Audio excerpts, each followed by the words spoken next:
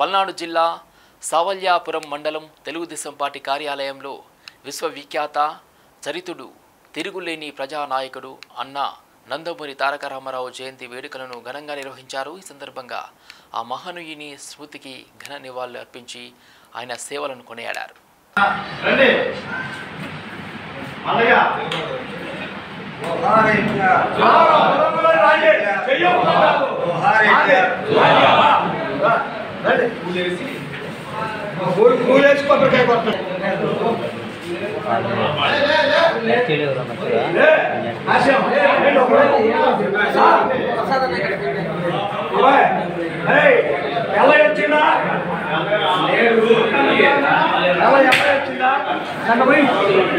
మీరు కూడా రండి కదా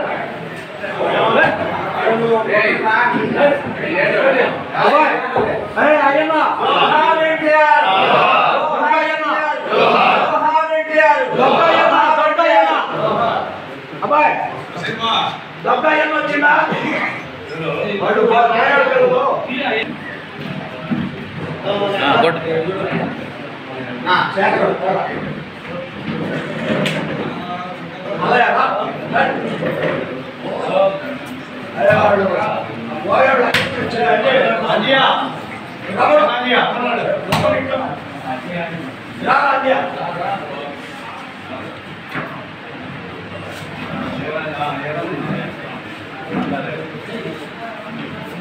వచ్చి రెండు పూలు వేసి ముందు అయ్యా కాసి రెండు పూలు జోహార్ ఇండియా జోహార్ ఇండియా జోహార్ ఇండియా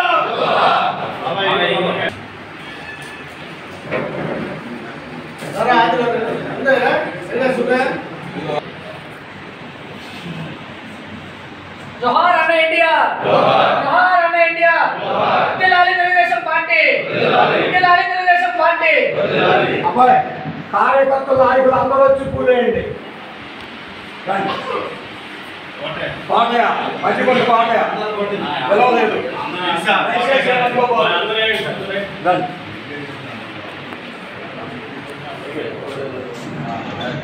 అందరూ రండి అందరూ వచ్చి పూలేయండి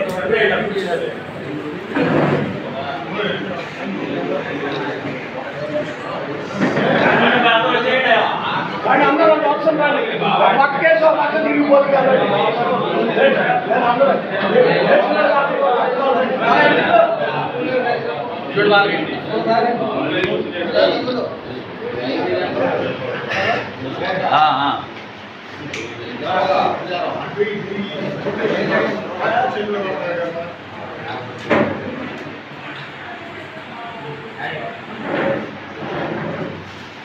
ఒక దగ్గర తీసుకోండి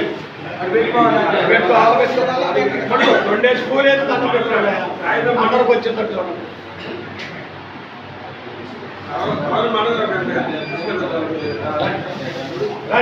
చేసిన వాళ్ళు వచ్చేది అందరూ వేయాలిగా కింద అక్కడ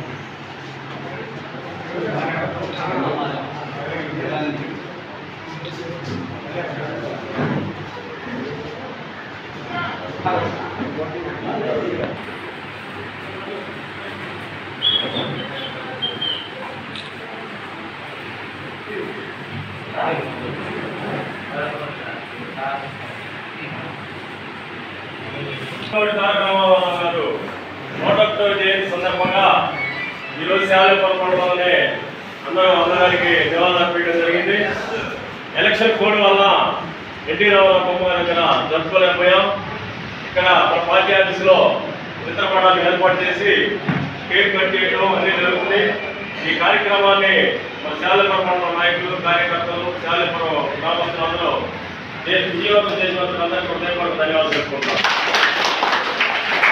ఒక సామాన్యుడిగా వచ్చి ఒక చరిత్ర సృష్టించిన మహానుభావుడికి ఇవాళ మనం నివాళులర్పించడం ఎంతో చాలా సంతోషంగా ఉందని మీ అందరికీ చెప్పుకుంటున్నాం.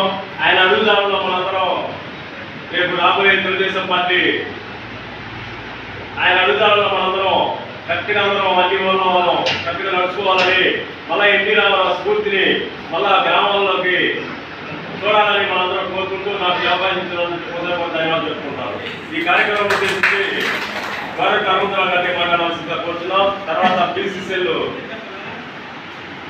కోటయ్య గారు, అన్నగారు, సీనియర్ నాయకులు లక్ష్మీనారాయణ గారు, నిర్మాస్ కోటరావు గారు, వీళ్ళందరినీ వరుసవారిగా మాట్లాడాల్సిందిగా రామారావు గారు 101వ జయంతి సందర్భంగా మరి ప్రతి సంవత్సరం కూడా మనం ఆయన పుట్టినరోజుకి 3 రోజులు మహానామకర్తలు మన ఆనవాయితీ. అయితే 144 సెక్షన్ కోడ్ అమల్లో ఉన్నందువలన మనం ఈ పండుగ చేసుకోలేకపోయాం.